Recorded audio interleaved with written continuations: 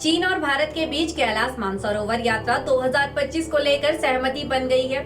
पूरे 5 साल बाद ये यात्रा शुरू होगी। नमस्कार, आप देख रहे हैं उत्तराखंड टाइम और मैं हूं आपके साथ अनुरागनी चौहान। भगवान भोलेनाथ के भक्तों के लिए अच्छी खबर है। लंबे समय के बाद पड़ी कैलाश मानसरोवर की यात्रा फिर से शुरू होने जा रही है। भारत सरकार और चीन के बीच कैलाश मानसरोवर यात्रा को लेकर सहमति बन गई है। अब बस तारीख का ऐलान होने की देरी है।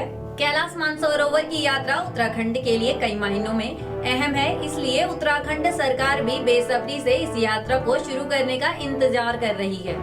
साल 2019 में चीन में बिगड़े रिश्तों के कारण कैलाश मानसरोवर यात्रा को बंद कर दिया गया था। इसके बाद कोरोना महामारी और अन्य कारणों से कैलाश मानसरोवर यात्रा फिर से शुरू नहीं हो पाई थी। हालांकि अब करीब 5 साल बाद फिर से भारत चीन के रिश्ते पर जब बर्फ पिघली और कैलाश मानसरोवर यात्रा को लेकर दोनों देशों के बीच सहमति बनी। बता दें कि कैलाश मानसरोवर यात्रा में उत्तराखंड का अहम रोल रहता है।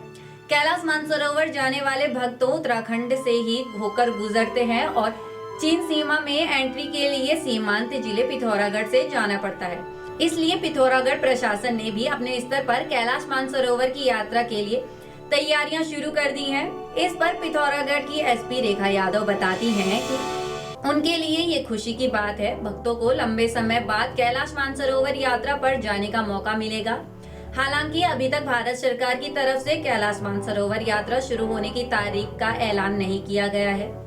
पिथौरागढ़ एसपी रेखा यादव आगे बताती हैं कि उन्होंने कैलाश मानसरोवर यात्रा के रास्ते का हाल ही में फीडबैक लिया था। कैलाश मानसरोवर यात्रा मार्ग मार्च तक बर्फबारी के कारण अवरुद्ध रहेगा। बर्फबारी के कारण इलाके में किसी भी तरह की कोई आवाजाही नहीं हो पाएगी। यात्रा मार्ग को लेकर जल्द ही पिथौरागढ़ जिलाधिकारी की तरफ से बड़ी बैठक बुलाई जाएगी, जिसमें संबंधित विभागों के अधिकारी शामिल होंगे।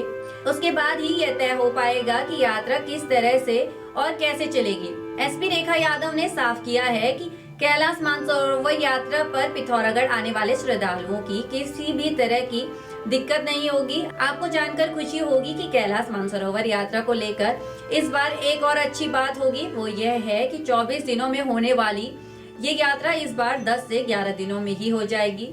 बीते दिनों दिल्ली में हुई बैठक में भी यात्रा का पूरा ब्लूप्रिंट पर्यटन विभाग की तरफ से विदेश मंत्रालय और तमाम बड़े विभागों को दिया गया है।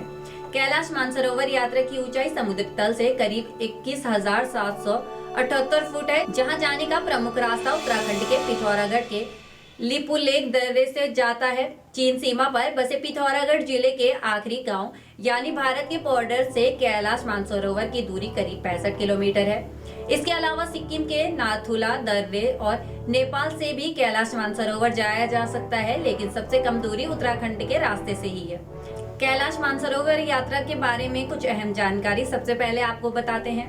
दिल्ली से चलने वाले तीर्थयात्री परंपरागत रूट टनकपुर से होते हुए पिथौरागढ़ पहुंचेंगे।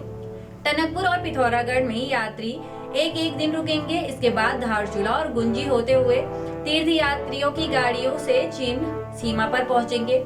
इसके बाद चीन में एंट्री होने के बाद वहां भी तीर्थयात्री गाड़ियों से ही जाएंगे और कैलाश मानसरोवर यात्रा के दर्शन करेंगे। कैलाश मानसरोवर यात्रा अमूमन जून महीने से लेकर सितंबर महीने तक चलेगी।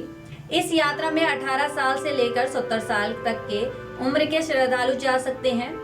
यात्रा में जाने से पहले दिल्ली में श्रद्धालुओं की पूरी ट्रेनिंग होगी, जहां उन्हें यात्रा के बारे में बताया जाएगा। इसके बाद श्रद्धालुओं की कैलाश मानसरोवर यात्रा शुरू होती है। कैलाश मानसरोवर यात्रा पर जाने के लिए एक श्रद्धालु का करीब 1,80,000 से 2.5 लाख रुपए तक खर्च करना पड़ सकता है। उत्तराखंड के पिथौरागढ़ से तिब्बत की सीमा तक पहुंचाने का जिम्मा जिला प्रशासन और बॉर्डर रोड ऑर्गेनाइजेशन के साथ साथ दूसरी एजेंसियों का होता है। आज की रिपोर्ट में बस इतना ही। बाकी की तमाम जानकारी के लिए बने रहे उत्तराखंड टाइम पर। धन्यवाद।